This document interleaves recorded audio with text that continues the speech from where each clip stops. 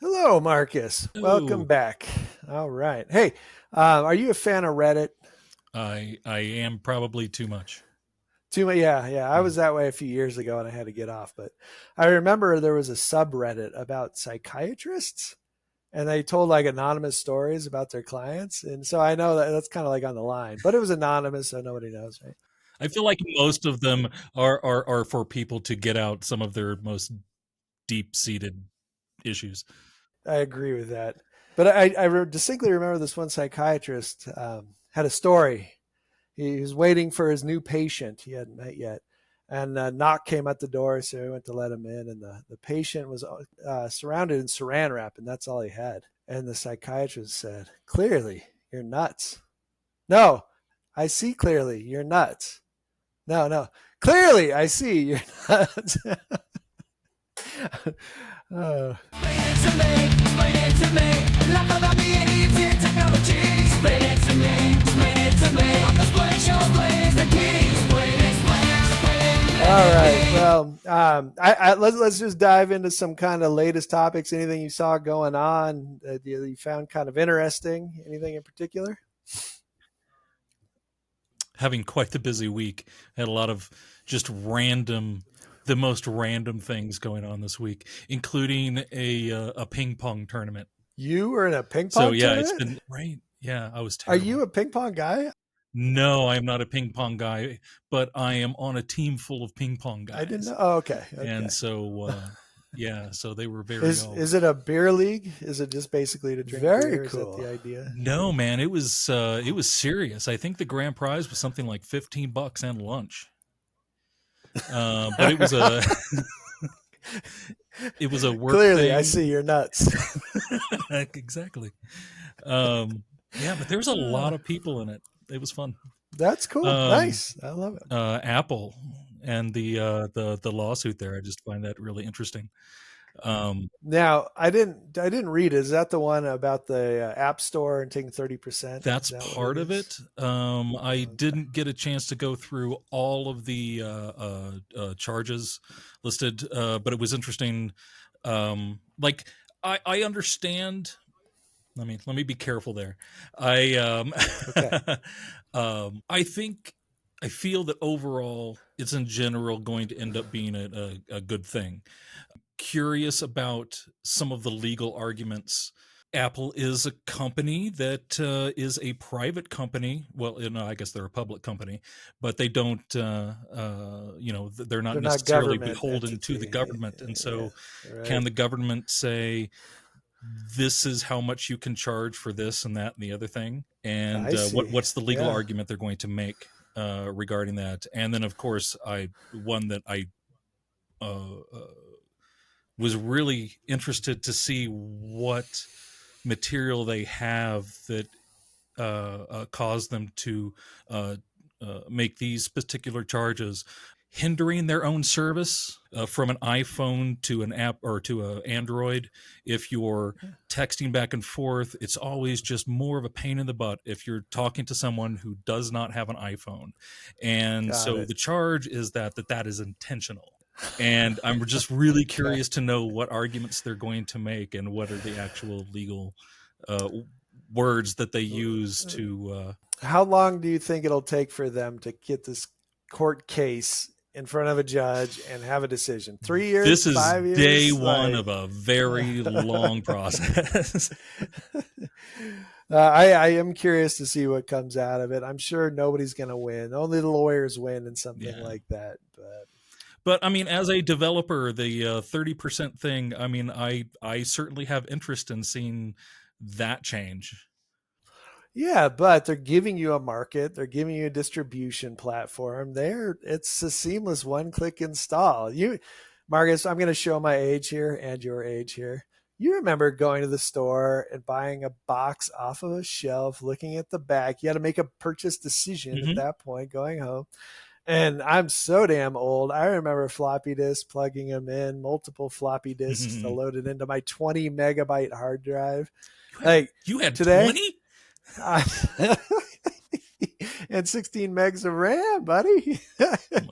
And but think about that. Now it's a one-click install, auto updates. Like there's a lot of value that comes from that marketplace. So I'll Very, be very, curious. very, very true. Uh, And I'd be I think curious. I'm when it comes to putting your app up there, I'm more receptive to the 30% when it comes to things like that. When it comes to Mhm. putting your app up there and it being available and people buying it, sure, the platform gets their cut. When your app makes a sale and you have to go through their system, you have Mm. to go through their system. There is no option. Yeah. And that system also charges you 30% per transaction. Mm. That's where I'm like, Okay. And by the way, I don't really have a very strong opinion. I yeah, can see both sides of this. But let me ask you this. sure. As a developer, even just as a consumer, how much do you typically pay for an app for the first download? It really depends on the It's app. free. Come on, you know it's free, and you're doing in app purchases. All these apps that are successful are freemium model. So Actually, one that I downloaded recently, and I was surprised by their model, and it was actually the reason that I picked them over a competitor. It was software for doing a time lapse, because the time lapse options on my iPhone are quite limited. So I wanted something to be able to do a longer one with very specific settings, and but some of them wanted like $60. I'm like, I want to do this one time, wow, right, and it's a feature that you already have that's slightly better, like right. 60 bucks. And so their model was, you give us $3 and you get it for a month. So you get and your then one that's it. We're project not done, gonna keep charging you for that, I and I kind think of that love the that. option that I went with was, I got it for a week for 50 cents. And I'm like, See, done.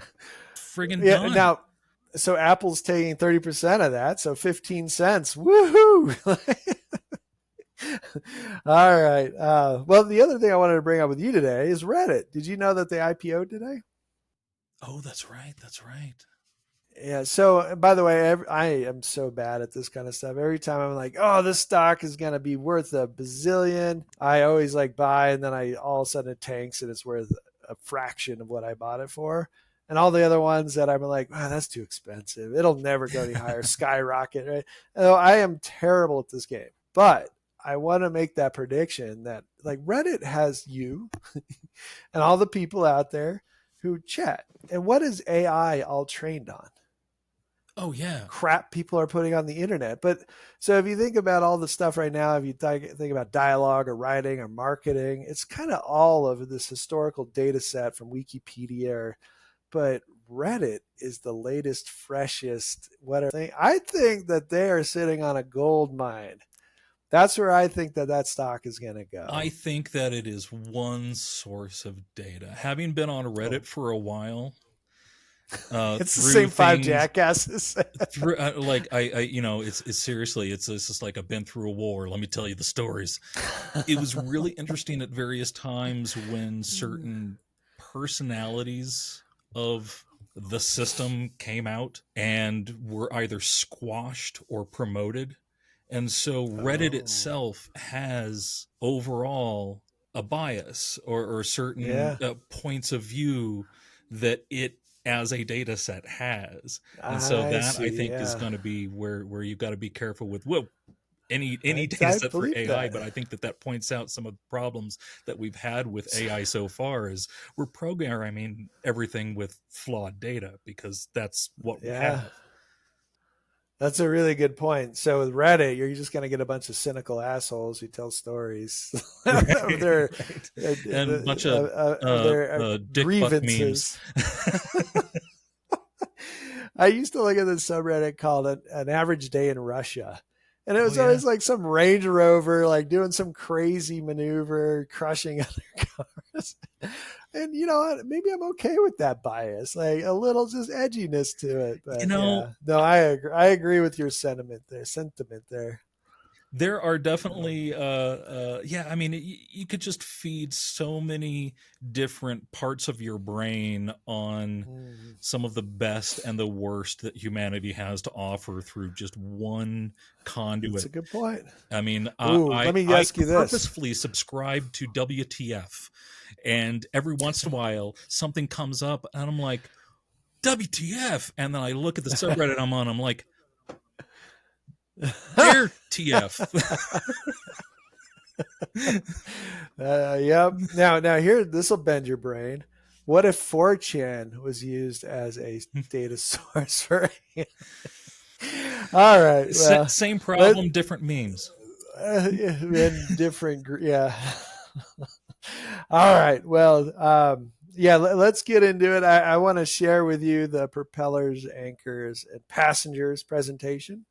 Propellers, anchors, and passengers. So this is today's Gary topic. I tweaked it a little since last time you saw it, and I'm now kind of going to present it to you as a choose your own adventure, Marcus. Do you want to become a propeller, an anchor, or a passenger? So, but let's talk about your coworkers. Oh boy.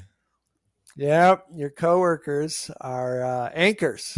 These coworkers hold a company back. So if you can imagine a ship going down the ocean. And I'm not a sea. I live in a landlocked state. I don't know much about anchors, but I You know don't that get they much hold more a boat. landlocked than where you grew up, buddy. Hey, right back at you, buddy. uh, but anchor's purpose is to hold you back. And a human being in a company that is an anchor, they're held back by decisions made and cognitive biases. They're in it for themselves and they're terrible communicators. So I'm going to try to prove that or to showcase that here in a minute. Now, propellers, on the other hand, are what drive our boats forward, drive our companies forward. These coworkers are those that move your company forward, and you should probably thank them for the bonus that you got or the raise that you got. And obviously, I am in the opinion that people should be better every day and strive to be anchor or propellers, um, and try to improve their velocity of their work, the velocity of their coworkers, and the velocity of their company. And then finally, there's passengers. Some of your coworkers are passengers. They're just along for the ride. They're the ones who show up, when they're supposed to show up and leave when they're supposed to leave. They only check off the to do list. They don't have a vision to them. They don't really care about helping their coworkers. So these people are just along for the ride. All right. So how about this slide title, huh?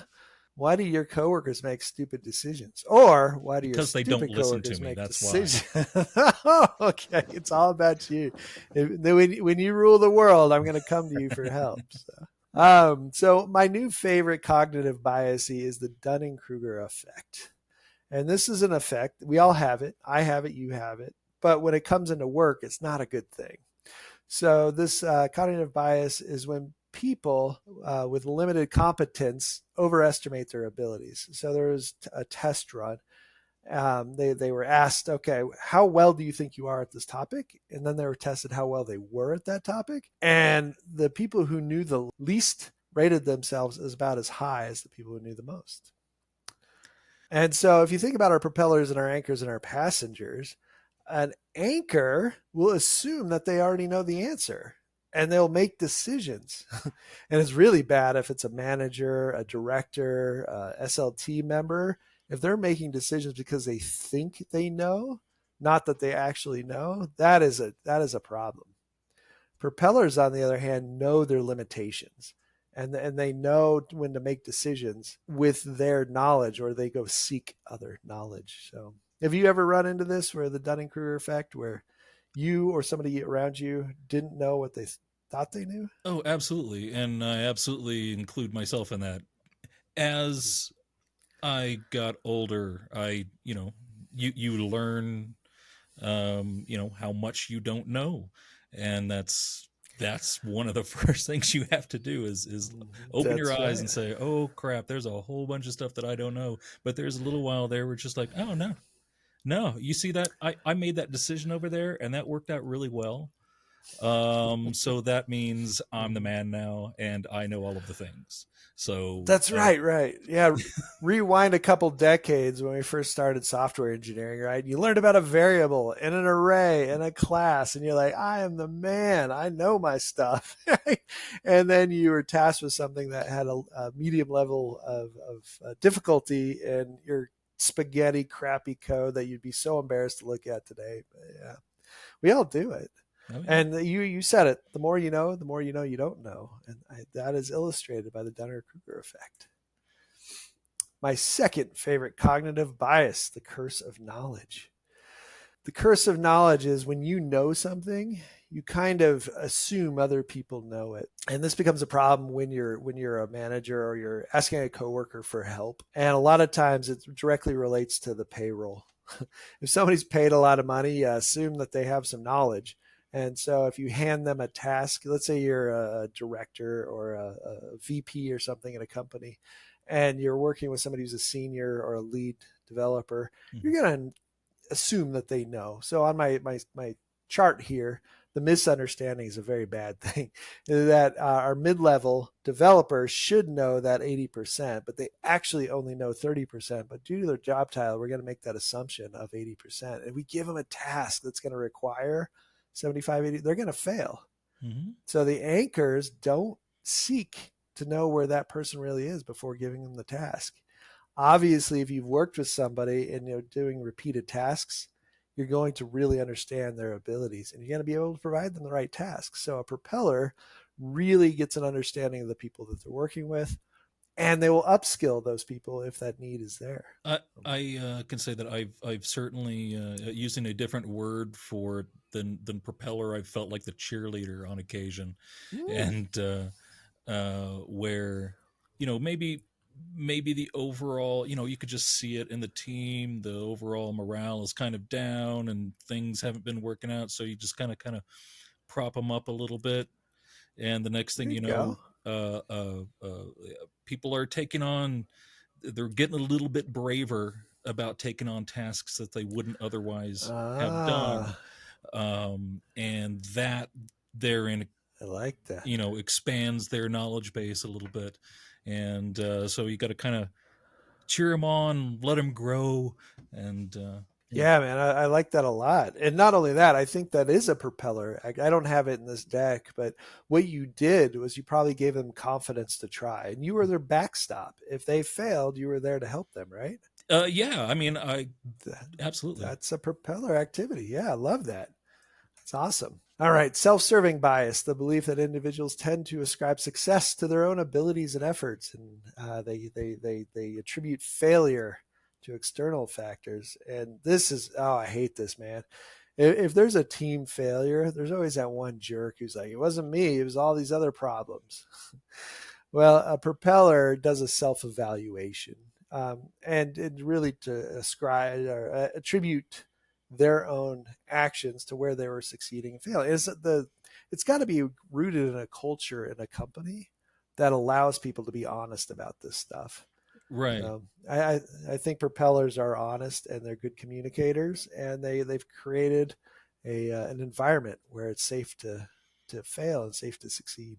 Yeah, I was watching a video about something completely unrelated today, but there was a story in it that this woman was telling at her job. There were certain limits that were set that, as far as the people doing the job were concerned, these limits were completely arbitrary because they had no idea where Yeah, they came from. But they're metrics that need to be met. I've answered this phone. I need to be off of this phone within this time limit. If you're not, then you're going to be valued less come the next time that we're looking who to prop up. And sure. Makes perfect sense. Yeah. And I know that we all have to be evaluated with metrics, but I agree with you that if they're arbitrary or there's some pencil pushers looking at aggregated data mhm, and they ascribe that aggregation to individuals without looking at that job or what they're actually doing, that could definitely pull somebody down or slow right. down a group or company for sure. Cool. And then last but certainly not least, most people know about confirmation bias. It's bounced around the business books over the years, but the tendency to believe evidence that you already believe in and disregarding evidence that you don't believe. So scientists are really good at this. I would almost say that scientists kind of love being proven wrong by showing other evidence that proves them wrong, and that is an Yeah. attribute of a propeller within a company, because we all have to live with intuition, and intuition comes from experience. And sometimes the world changes around us, and what we knew 10 years ago is not what is out there today. So Yeah, no, absolutely. If you've got some firmly held belief and somebody presents you with just empirical evidence, you're just looking at it and you're like, well, shoot, this has to be the way things are, and you can either take that personally for some reason, or you can look at that as, oh my god, this that opens up so many other possibilities. that's right. It's almost like identity crisis, isn't it? If somebody's proving something about your identity to be different, Right. I you're mean, it gonna hold certainly on to can be that. hard to accept. Absolutely. Maybe that's why scientists are so cool about this, because their identity is around the evidence and proof. So, and I was thinking about this actually this morning. Like sometimes we believe what we want to believe. Like it's something completely random, but maybe we say something and all of a sudden we hold on to that belief just Oh, because we said absolutely. it, because we know it'll be wrong. So Absolutely. propellers have to do the self analysis and to say, all right, you know what? I didn't have all the data. I was wrong. With this new data, let's go this different direction. Anchors will hold on. I mean, by definition, anchor, they're not going anywhere. And confirmation bias, I think, is a big part of that.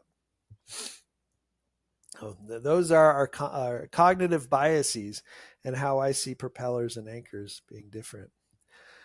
Now, let's talk about time. And now, I was kind of thinking about that excellent band, Me First and the Gimme Gimmes. Uh, I was thinking there's about so wearing gimme. their shirt for this, and Excellent band. But the relationship time trade. So you in a relationship with two people, there's time to give and time needed, especially at work. If a new coworker needs your assistance to get onboarded with a project, a task, or even at the job itself, they're going to need a certain amount of time, and you're going to have to provide them time. But the problem is, if these things get out of whack, it can become really negative. And if you have a company or culture or a leader that has very little time to give and people have a lot of time that they need, then all of a sudden this relationship time trade is out of whack, and bad decisions are being made. Things are taking far too long because they're not getting what they need.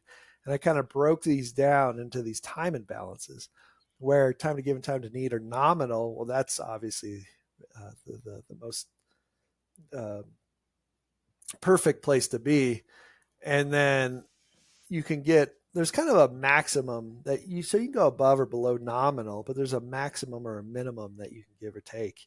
And it's okay to go above or below nominal for a small amount of time, but it's always got to kind of balance back to nominal. Where it really gets to become a problem is when it's an unreasonable need or unreasonable availability.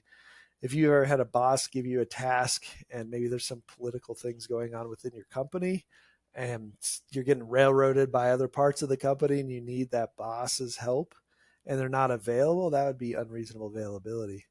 Or I've had this certainly in the past where a coworker comes on and they're not the right person for that job, and they require a lot of time, and it takes away from that another person's ability to do their work. So that's unreasonable need.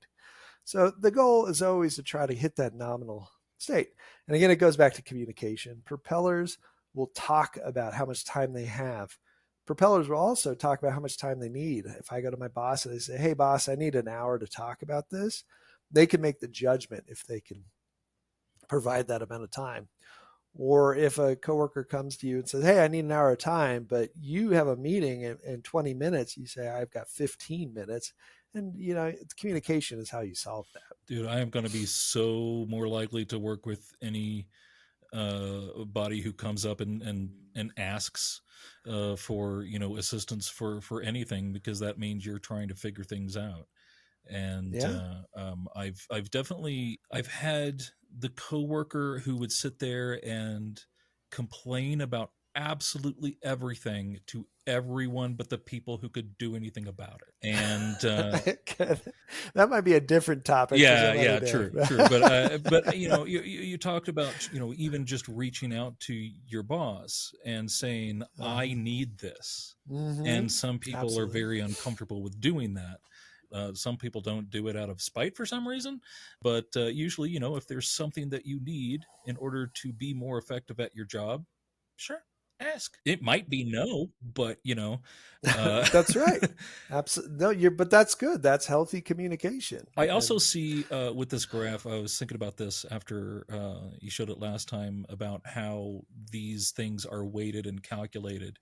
And I work for a rather large company. I feel like there is a reorganization of personnel on a biannual basis. It's happening like mm-hmm. every 6 months sometimes, or at least it feels like it. Yeah. And it's always this is the stuff that they're talking about, that they're trying to tweak some of these things and get more people where they're needed. And basically, I also see that as a weeding out process of Ah, identifying the folks that are being the anchors, and let's say, well, let's put that person over here. Maybe we could motivate them yeah. differently. Maybe we can you know find something else to do with that person.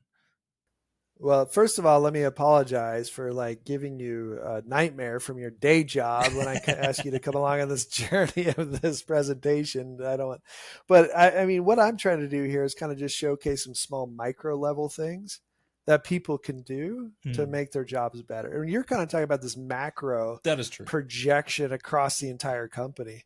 I don't know if that's possible. I just don't know. So, Oh, that's why I think that they're constantly doing it. I think it's just constantly mm, in tweak, and now they're just they're they're collecting churn. more and more data on us on a daily basis. And I there is zero question that my company Yeah. is working on AI to make everything that everybody is doing more efficient. Yep, I certainly hope they train their data with Reddit though, so when you go into work tomorrow, you can have a WTF conversation. Cool. Well, today we've talked a lot about communication and also culture, but I do want to talk about anchors communicate really poorly. And how many times have you gotten this email from Ancor? You see what I did there? So, dear Bob, can I get that OKR? Like, if I'm Bob and I'm coming into this, and I just was in 5 other meetings, looked at 17 other emails, I have no context on this, and so it would take me mental effort, time, and energy to figure out what the heck this email is all about. Oh yeah, So, I'd have no idea. yeah. The Yeah, email is just a flood these days, of It just is. data just shooting straight at my face right out of the computer. And I like that. and I'm gonna have ChatGPT create that image for me. I'll send that to you. um but yeah, I was remember learning somewhere in an English class or something that you're supposed to assume that the reader forgets what you're talking about at the end of each Yeah. sentence. And so you're just constantly having to remind them of what the context is. There it is. That's a perfect segue. So I came up with this several years ago, and it works for me. I'm going to put it out there in the world if it works for other people. But I try my hardest to do the context question rule. In an email, you set up the context, one, two, three, four, 5 sentences. Doesn't have to be paragraphs. And then you ask one question. Those emails with 17 questions in them, then you have to respond in blue, and then somebody else puts in their red, and it just becomes a mess. So my goal, and what I try to do, I'm not perfect, but is try to set the context and then a question. And I do this in Slack and Teams and whatever communication channels there are, because we're all just getting a shotgun of information, and it's all different contexts, all different people, all different timing. I might get an email at 12 p.m. my time, but in India it's 11:30 in the morning, whatever it is.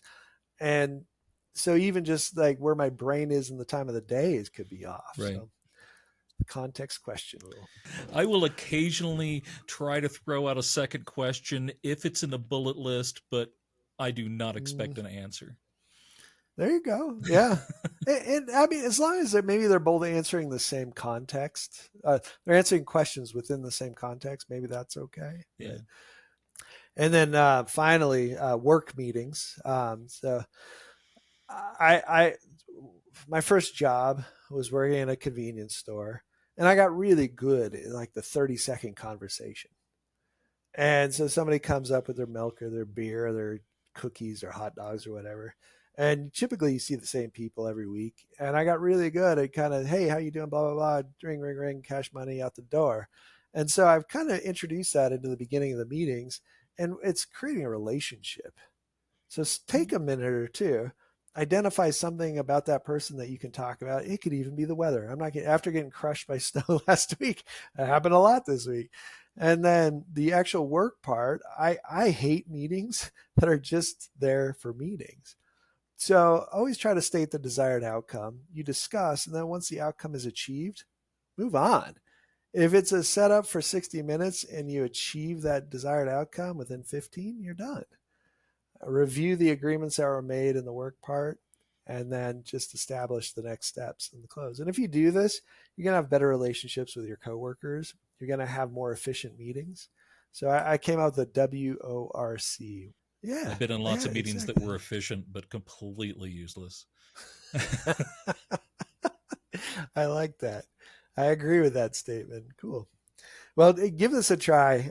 If you set up a meeting, just try. Take a minute or two at the beginning. Make a human relationship.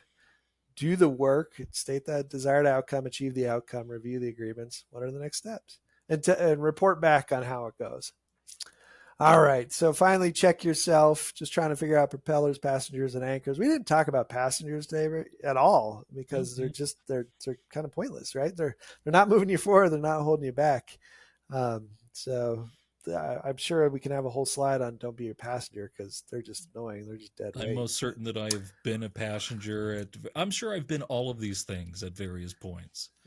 But now maybe you have a language, or at least 3 words that you can be like, hey, I'm being an anchor right now. You can replace the word asshole with anchor, and then that'll help you move forward. But when you're making decisions, think about the cognitive biases that are in play. When you're taking somebody's time, be respectful, try to develop that culture and communicate properly around that time. And then communication itself, those chat messages, emails, and then the work meetings that are happening, because we're all stuck in meetings all the time. Make them efficient and useful. I like that. That is all I've got. Don't forget the occasional round of ping pong. Oh, yes. I agree with that. You know what? My coworkers also do ping pong, but I'm terrible at it. I should try to partake in their challenges, but I have a feeling I'm going to get. When somebody comes with their paddle upside down, you're just like, I'm done for. That was the guy that. There were 2 guys that won the big tourney, But I'm looking for something that. All right, so ping pong paddle, right? Yeah, that guy comes at it careful like this, and I'm like, oh god. Yeah, as soon as you see that, you're like, no, I'm good. I'm good. Go for it, buddy. And sure enough, he didn't even have a backhand. He just twists his wrist. Oh, right.